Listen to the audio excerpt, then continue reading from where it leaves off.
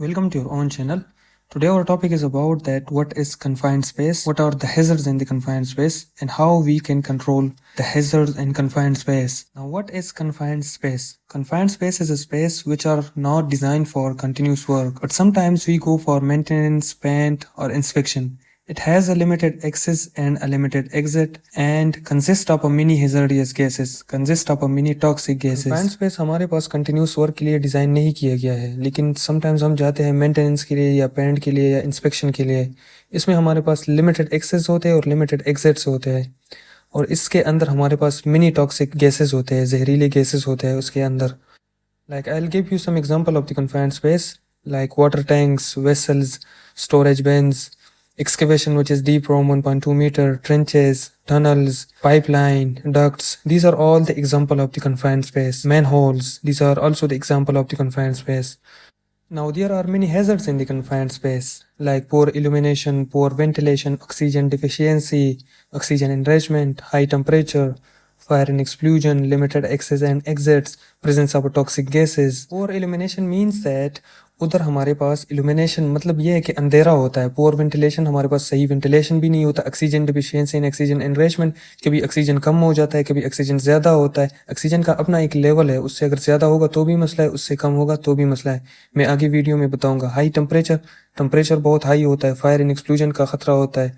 उसमें limited access and limited exits होते हैं, एक ही एग्जिट या दो एग्जिट और एक्सेस होते हैं. प्रेजेंस ऑफ टॉक्सिक गैसेस, जैसे मैंने पहले भी बता दिया कि इसके अंदर हमारे पास बहुत जहरीले गैसेस होते हैं. Now how we will control these all hazards in the confined space. There are some general requirement for the confined space. I will tell you 20 general requirements of the confined space through which we can control the hazards. ये जो 20 control measure मैं आप लोगों को बता रहा हूँ, general requirement मैं आप लोगों को बता रहा हूँ, ये मैंने सऊदी अरामको के सेफ्टी मैनुअल से ही उठाया है, कंस्ट्रक्शन मैनुअल से मैंने उठाया है. Now how we will control those hazards. There are some general requirement like every confined space should be have a CSES, means that every confined space should be have a confined space entry supervisor. हर एक confined space के लिए हमारे पास एक confined space entry supervisor होता है. Number 2, that confined space entry supervisor should be assigned a standby man which will be continuously there when the workers are inside in the confined space. वो confined space entry supervisor हमारे साथ एक standby man को assign करेगा. वो continuously वहाँ ही होगा जिधर पर हमारे पास confined space है, confined space entry के पास ही होगा. जब तक हमारे पास बंदे अंदर काम कर रहे हैं तो standby man हमारे पास उधर खड़ा रहेगा. That standby man should be have a two-way radio to communicate with the entrance, and on any emergency he has to communicate with emergency team or CSES. Means that वो stand by man, उसके पास two way radio होगा, उसके पास walkie टाकी होगा कि वो properly communicate करे जो अंदर बंदे काम कर रहे हैं. किसी इमरजेंसी की सूरत में उनको इन्फॉर्म करे, या किसी इमरजेंसी आने पर जो इमरजेंसी टीम है या कन्फाइंड स्पेस एंट्री सुपरवाइजर है उसको इन्फॉर्म करे. Stand by man in the entrance should be fully train and certified. जो स्टैंड बाई मैन है और जो बंदे अंदर काम कर रहे हैं वो फुली ट्रेन हमारे पास होना चाहिए कन्फाइंड स्पेस एंट्री के बारे में, और सर्टिफाइड होना चाहिए. They should be medically and physically fit. वो मेडिकली और फिजिकली दोनों फिट होना चाहिए. स्टैंड बाई मैन हो या एंट्रेंस हमारे पास जितने भी हो जो बंदे अंदर काम करते हैं. Near the confined space entry there should be a 30 LB fire extinguisher of water और फोम. कन्फाइंड स्पेस एंट्री के पास एटलीस्ट 30 LB फायर एक्सटिंग्विशर होना चाहिए. वो वाटर का होगा या फोम का होगा. Mechanical ventilation should be required. Mechanical ventilation हमारे पास रिक्वायर्ड होगा जब भी हम कन्फाइंड स्पेस एंट्री में दाखिल होते हैं या कन्फाइंड स्पेस में हम काम करते हैं तो उधर मैकेनिकल वेंटिलेशन लाजिमी है. Light of 30 volt will be install. Confined space entry के अंदर हमारे पास 30 वोल्ट लाइट ही हमारे पास एक्सेप्टेबल है. Use a proper PPEs. जो पीपीईज हमारे पास रिक्वायर्ड है कन्फाइंड स्पेस के लिए वो हमने पहनना है. Lights and other equipment should be a separate circuits. जितने भी हम इक्विपमेंट कन्फाइंड स्पेस के अंदर यूज कर रहे हैं या हम लाइट्स यूज कर रहे हैं उसका अलग अलग सर्किट होगा, उसका अलग सेपरेट सर्किट्स होगा. Atmosphere gas test shall be perform. Confined space में हम एटमॉस्फेयर गैस टेस्टिंग भी करते हैं. ये आगे मैं बताऊंगा कि हमारे पास H2S कितना होना चाहिए, हमारे पास LEL कितना होना चाहिए, उसका ऑक्सीजन कितना होना चाहिए या कार्बन मोनोऑक्साइड कितना होना चाहिए. तो हम कन्फाइंड स्पेस के अंदर मैंने पहले भी जैसे बता दिया कि इसके अंदर बहुत टॉक्सिक गैसेस होते हैं. तो उस टॉक्सिक गैसेस को मालूम करने के लिए हम एटमॉस्फेयर गैस टेस्टिंग करेंगे. hot work permit and CSE permit should be issue. अगर confined space के अंदर हम hot work काम कर रहे हैं, अगर कोई वेल्डिंग हो रहा है, कोई ब्रेजिंग कटिंग हो रहा है या कोई और हॉट वर्क हो रहा है, तो उसके लिए हम हॉट वर्क परमिट इशू करेंगे। और कन्फाइंड स्पेस एंट्री परमिट ये तो लाजिमी है। अगर हम कन्फाइंड स्पेस के अंदर काम कर रहे हैं तो कन्फाइंड स्पेस एंट्री परमिट हमारे लिए लाजिमी है।